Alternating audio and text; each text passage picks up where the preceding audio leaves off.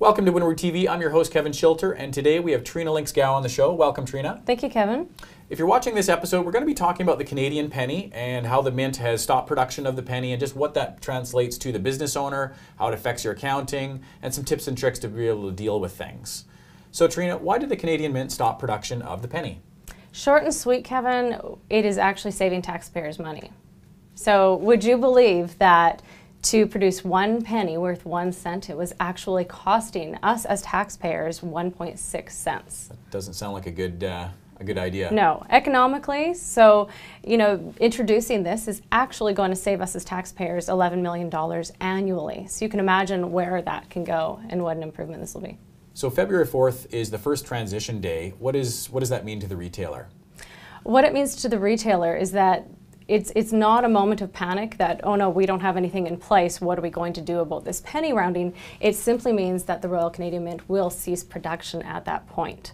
And so pennies are no longer going to be produced. However, there's still a supply of pennies. So the retailer has the choice to accept pennies or to hand them out as long as they choose to do so while there's a supply.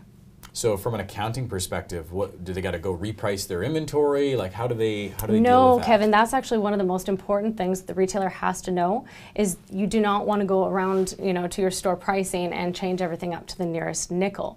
And as you can imagine, that would be a nightmare once you got to the till and the GST, PST was now applied to that item. So it's really important to note that this is something that happens at the cash tender level only while you're cashing out a cash transaction. So what about debit, Visa? Tell us. Debit, Visa, gift cards, all of those are going to remain to the penny. So this is just an adjustment at the cash level. Any tips and tricks for retailers to turn this on, or what they should be thinking about doing?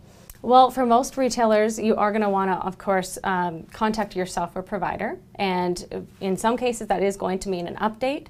If you are a System 5 user, then it is something that's actually been in the system for years.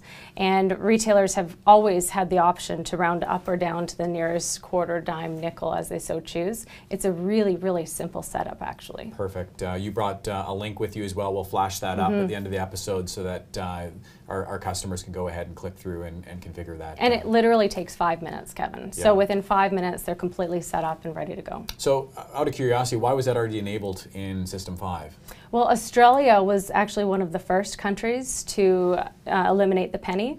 And so this is something that for those clients that we've had in Australia, this was configured a long time ago for them. What does it mean for the accounting in a business? On the accounting side, this is actually set up as a simple expense account. And so this account, the profits and the losses are simply going to go in and out of that account. At the end of the year, it will show up on your income statement either as a slight profit or a slight loss. So you're going to win on some, lose on others. Exactly. Okay.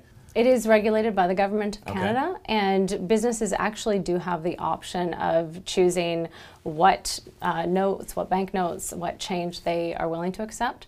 So this isn't actually just penny rounding software that we've included in System 5. You can actually round to the nearest dime, nickel, quarter, dollar even. If you wanted to go take your business into a shopping center at Christmas time and you wanted to keep those transactions very simple for your sales staff there, you could actually round to quarters or loonies for that matter. So that's just speeding back the counting time. Exactly. And simplifying the cash count at end of day. Excellent. What are the rounding rules themselves? Like there's some guidelines there, or what does that translate to? Kevin, if you are thinking of doing more than penny rounding, you can actually check out the website that we will post at the end of this video. And basically the Government of Canada's guidelines are that rounding has to be done in a fair, consistent, and transparent manner. So for instance, 3 cents would normally be rounded to 5 cents, 2 cents down to 0. Right. Okay. Well, thank you for being on the show, Trina. Thank you, Kevin. And remember, at Windward Software, we help you run your business instead of just reporting on it.